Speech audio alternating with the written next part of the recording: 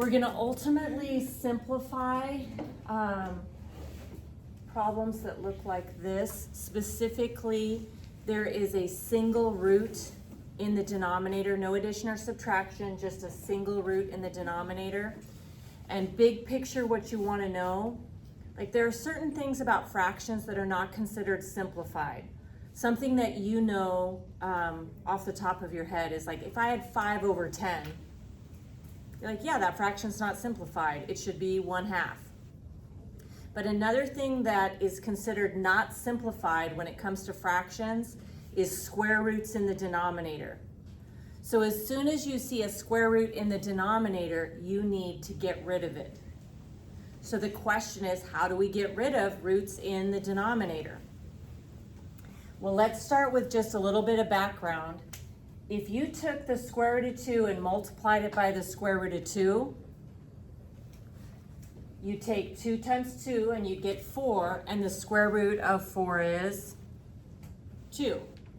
If I were to multiply the square root of 3 times the square root of 3, that's the same thing as the square root of 9.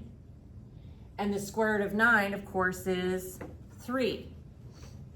Eventually, hopefully we can skip this step right here. I'll do that one more time though. Square root of 5 times the square root of 5 is the square root of 25, which is 5. Okay, but without doing this extra step, what do you know the square root of 19 times the square root of 19 is going to be? It just goes straight across. What happens when you multiply two identical roots together? See how you just get the number underneath? So root 19 times root 19 is just going to be 19. That's because when you multiply it to itself, you're squaring it, and squaring something undoes the square root. So if I want to get rid of a square root, if I multiply it by itself, it's going to get rid of it. So in this one right here, I have the square root of 5 over the square root of 2. This fraction is not simplified because there's a root in the denominator. So I'm going to multiply the square root of 2 by the square root of 2. But whatever I do to the bottom, I've got to do to the top. So I'm going to multiply it by root 2 over root 2, multiplying straight across. The square root of 5 times the square root of 2 is going to give us the square root of 10. And skipping the extra step here of making it the square root of 4, root 2 times root 2 is just the number 2.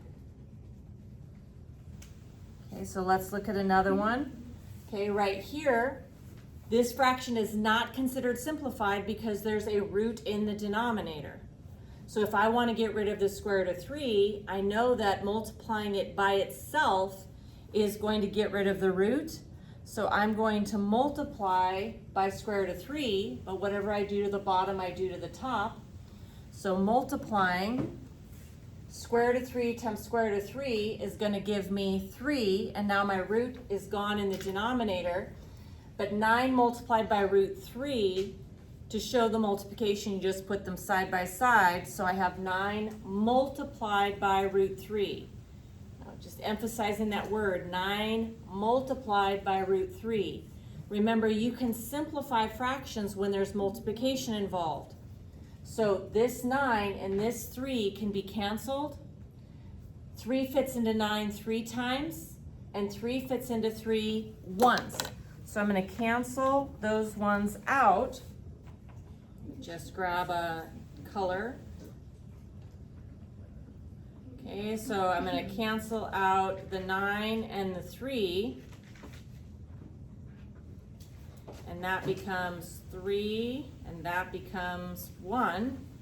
So I end up with 3 square roots of 3 over 1. In other words, just 3 square roots of 3. Okay, last example here. Again, this fraction is not considered simplified because there's a root in the denominator. So I'm going to multiply by the exact same root to get rid of it. Whatever I do to the bottom, I've got to do to the top. So multiplying straight across, the square root of 3 times the square root of 3 is 3. And 2 root 5 times root 3 is 2. And then root 5 times root 3 is root 15. This 2 and 3 don't have anything in common, so I can't cancel. So that is my final answer. So your big picture is you don't want to have a root in the denominator. So you multiply by the exact same root.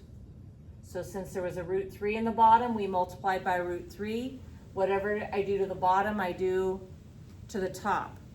In this one, there was a root 2 in the bottom, so I multiplied by root 2. Whatever I do to the bottom, I do to the top. And then those roots in the denominators will be gone.